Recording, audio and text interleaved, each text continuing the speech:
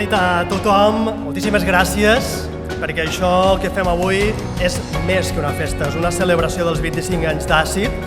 és un sopar solidari, és cert, però és sobretot una mostra d'agraïment a l'esperit fundacional de Montserrat Baró. I jo és una de les coses que he pogut comprovar a dintre de l'Àcid, on hi ha persones extraordinàries, que sempre m'agrada dir que el nostre patronat y junta son absolutamente voluntarios. Que estas personas actualmente tienen otras capacidades que lo único que necesitan son unos espacios que les permitan desarrollar las capacidades que cada cual de nosotros tenemos, ¿no?